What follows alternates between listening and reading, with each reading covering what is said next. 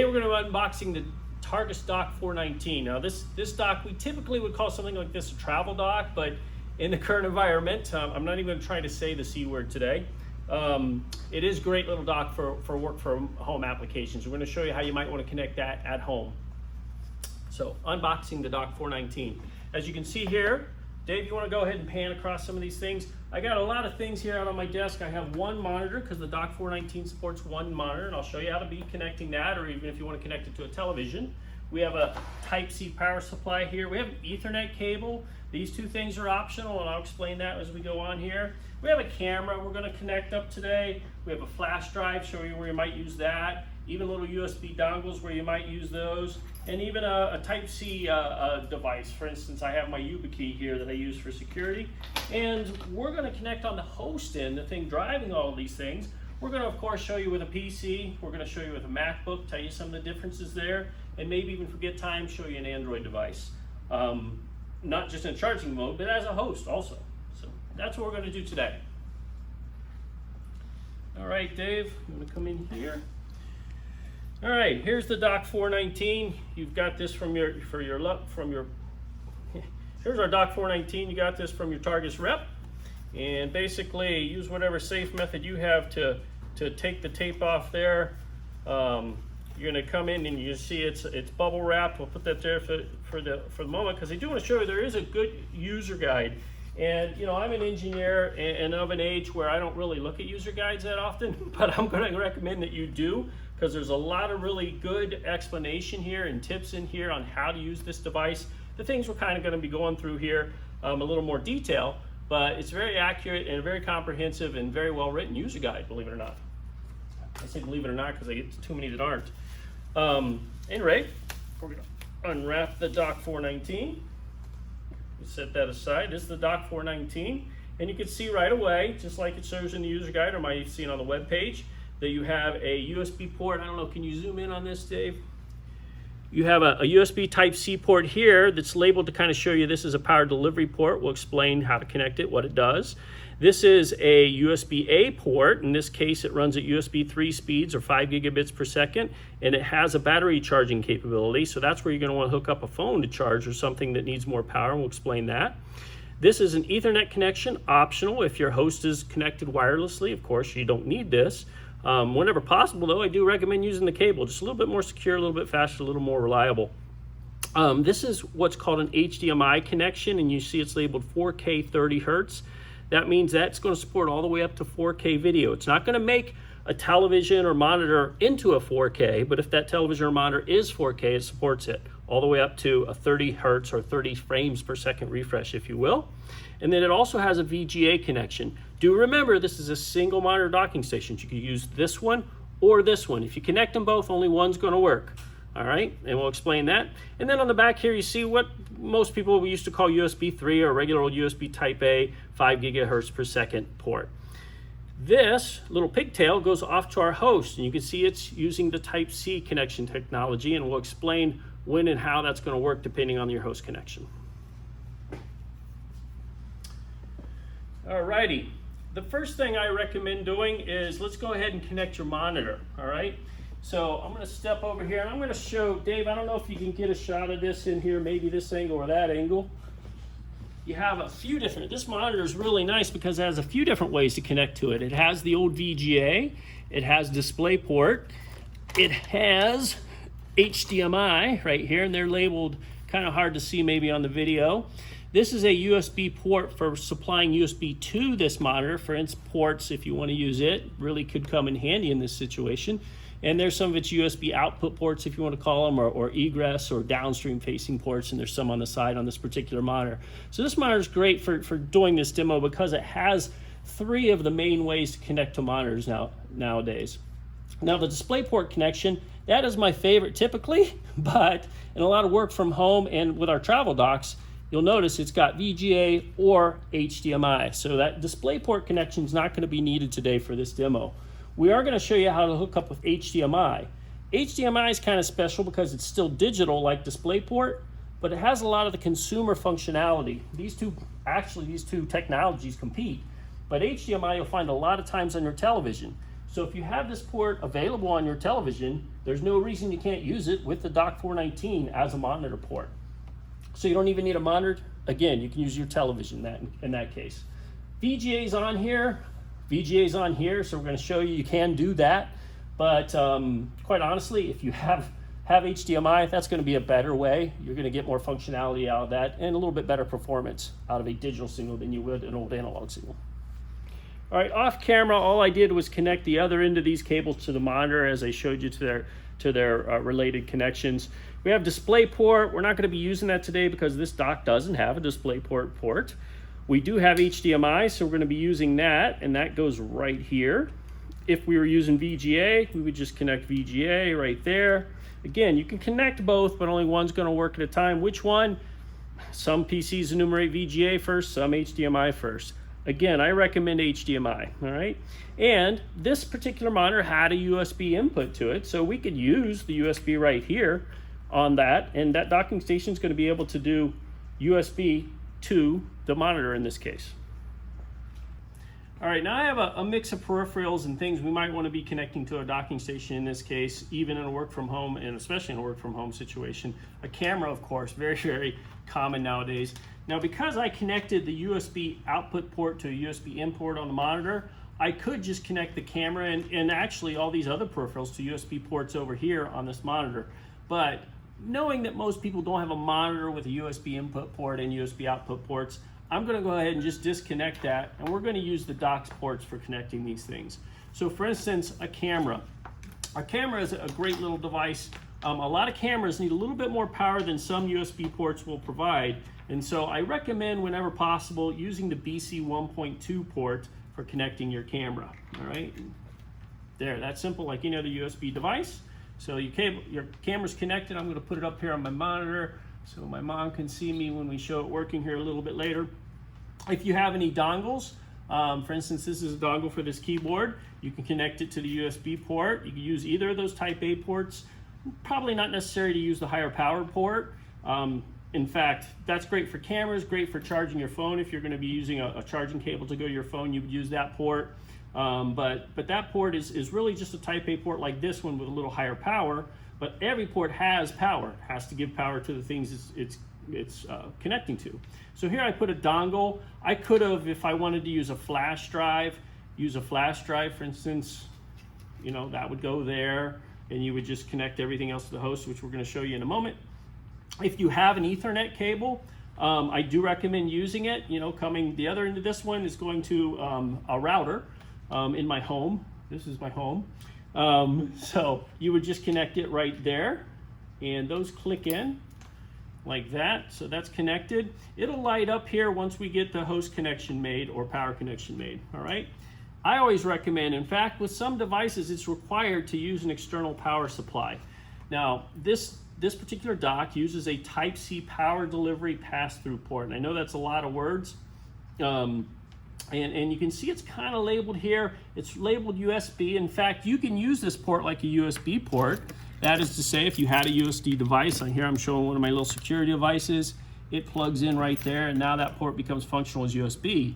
But if you have a USB power supply, and I certainly recommend it, you're going to want to use the one maybe that came with your PC or MacBook or host device, and you plug it in right there, okay? And that's going to give you power pass-through. In this case, going to pass through that connection through the pigtail to the host device in a moment. Of course, the other end of this power supply needs to be plugged into the wall. We don't get anything for free, so we're going to plug that into the wall.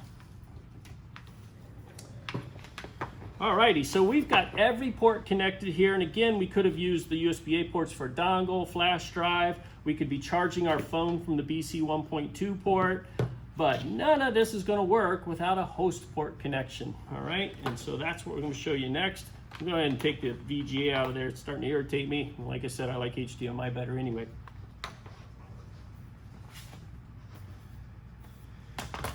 Okay, so this is where the C in USB-C can be a little bit confusing. And I say that because while this is a Type-C plug, receptacles can behave very different ways. And just like devices, the plug-in can in very different ways.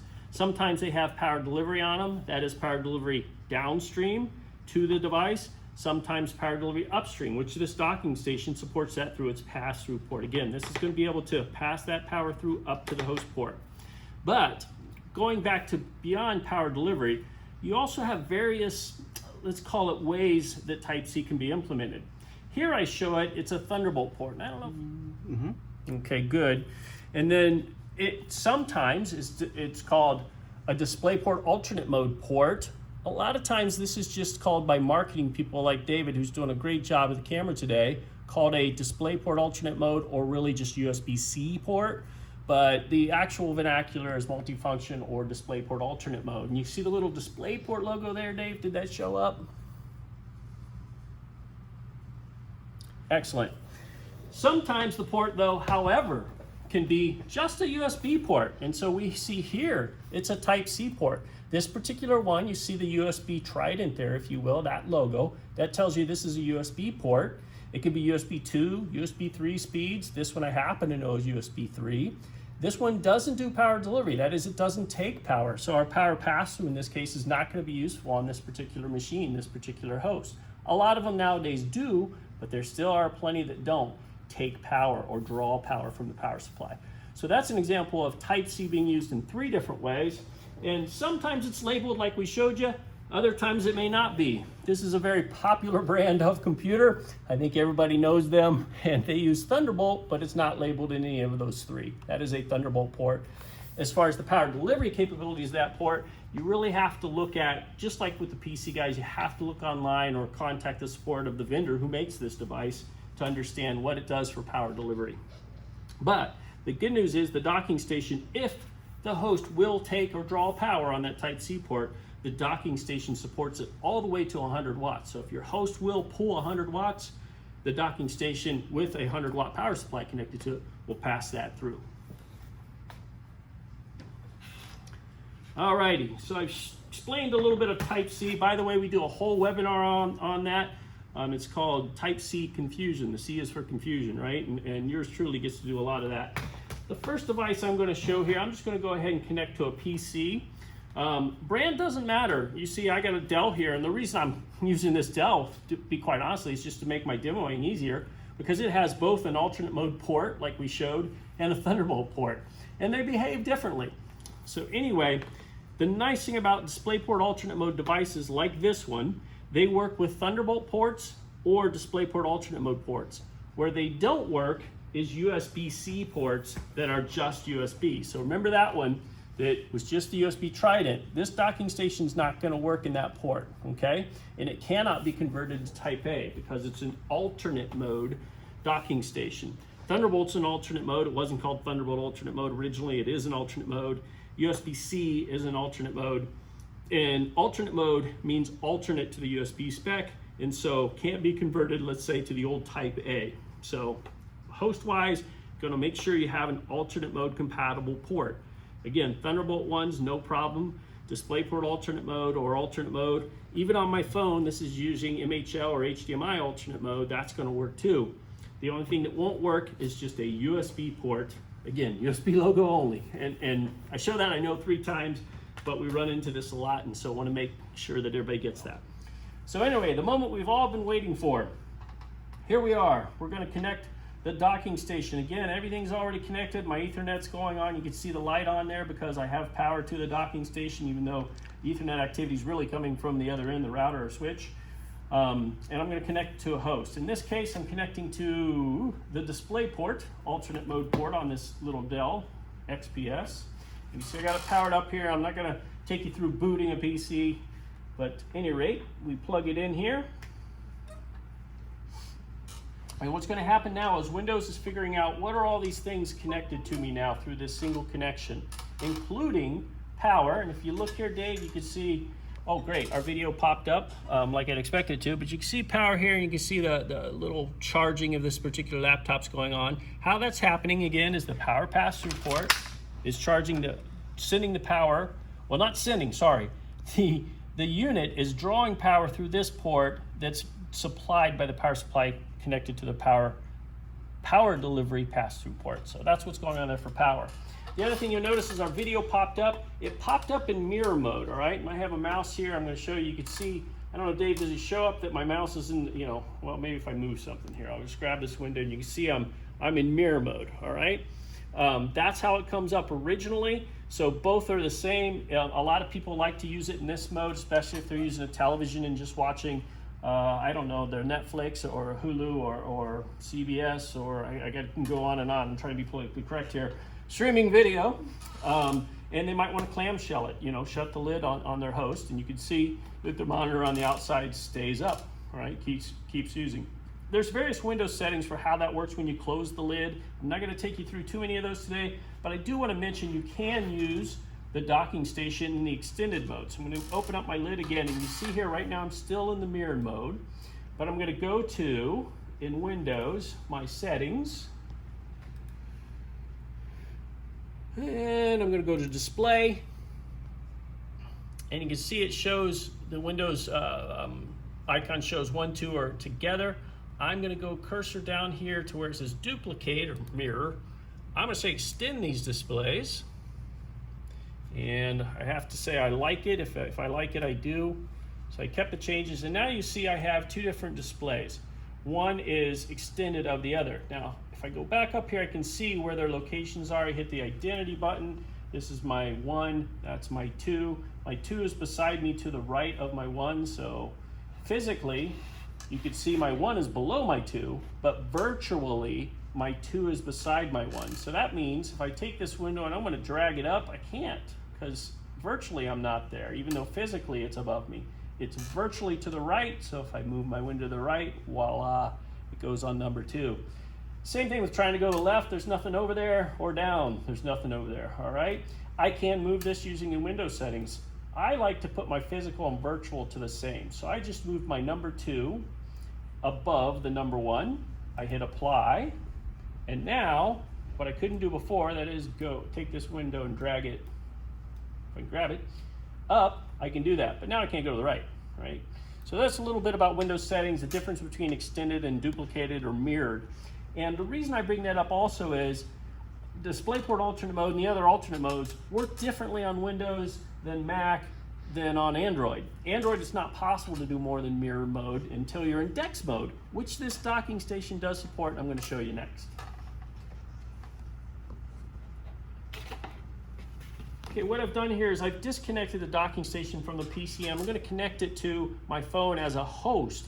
What's nice about that is I'm now going to be able to use it in Dex mode if I'd like, or even mirrored mode if I like, and I'm going to get power because I have the pass-through power supply connected. So I connect up the docking station to my same docking station, didn't do anything special. Connected up to my phone, you can see it's starting to charge my battery, the little charge icon changed, and voila, I have a mirrored screen there, okay? I'm not in Dex mode right now, I'm just using it in mirror mode. So anything I do on my screen here, it shows up there, all right? Some applications support vertical or horizontal mode. Okay, I wanted to show you the Dex mode. The DOCK419 supports using it mirrored in Android or in Dex mode. Now Dex is depends on your devices if you have Dex support and how to get there. My particular phone, I go to the HDMI mode, and you can see I can select screen mirroring like I was showing you earlier, or I can go to the Dex mode. So now that I'm in Dex mode, when I plug my docking station in, notice it says HDMI connected, that's HDMI alternate mode. But see what popped up? I now have a Dex screen, all right? So now I have a Dex screen that I'm working with using my phone. Power delivery is still working. In fact, you can also see I have Ethernet. Oh, I'm sorry, it doesn't show on Dex. I have to show you that back on the mirrored mode. Alrighty. So if I go back, let's see if this works. Don't you love doing demos in real time? It's always hard for me to find the setting. There it is, HDMI mode. I'm going to move to screen mirroring mode, and look, I went right back to screen mirroring. But I did want to show you that I have Ethernet here. So how I can prove that out is I'm going to go ahead and go to airplane mode. That turns off my wireless, my Bluetooth, turns off my 5G or 4G signal. So I have nothing connected here except the Ethernet through the docking station. So how do I know it's working? Well, I can go right here and I can start browsing a website. Oops, got to spell correctly. when you do demos.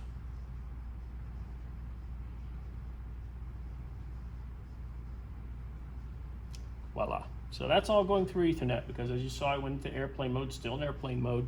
That means your Ethernet port's working. Another way to look at that, there's several other ways you could prove it out by going to the, I think you saw me at the settings on Ethernet. And if you select that, you can see, whoops, Ethernet, that it's connected, and of course I can disconnect it. Okay? So, lots of ways to use this docking station with an Android device, whether it's in Dex mode, mirror mode, however, and by the way, it doesn't have to be a phone. It can be an Android tablet or anything like that. Like the Samsung stuff, had really good luck with it. So that's using it with both. We showed a PC and Windows, and we showed a phone with Android. Okay, so I've showed you how to use the docking station in the ideal situation where you have a power supply plugged into the power pass-through port.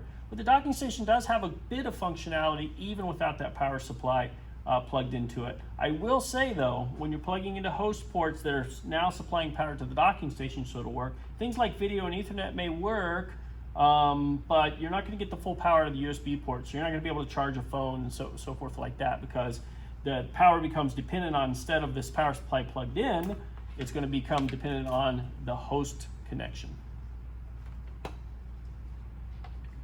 So to demonstrate that first, I'm going to use my Android device, all right? And you remember I still have it, by the way, in airplane mode. So I'm going to take my Android device and I'm going to plug it in now. And I don't have a power supply plugged in.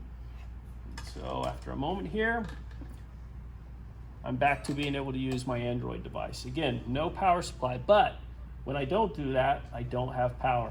Ethernet, USB, all those things will work. And I say USB will work to some extent, because if you have something plugged into these USB ports that wants more power than you're able to supply downstream now from this host device, it may not function, especially with phones, because they're not really made to give a lot of power out.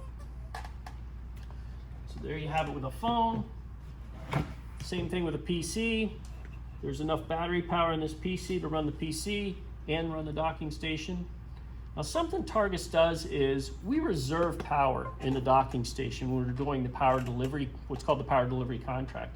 We reserve enough power when there's a power supply connected to be able to power those ports. And that's something, I know it sounds subtle and maybe you don't even notice it, but what's nice about that is when you do plug that power supply in, knowing that Targus reserved enough power not only to run the dock, but the downstream device's worst case.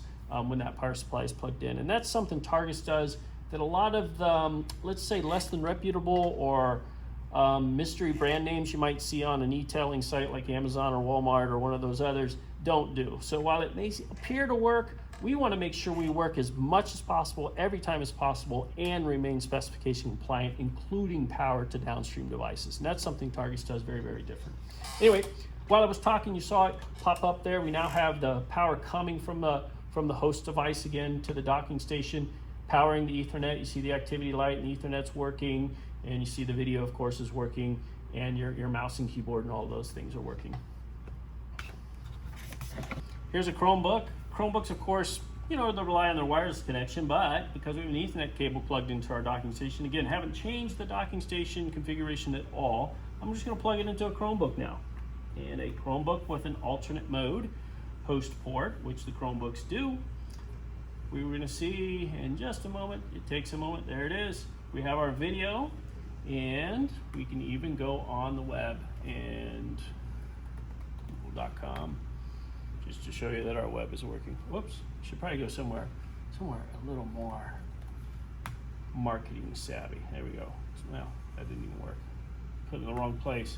Targus.com.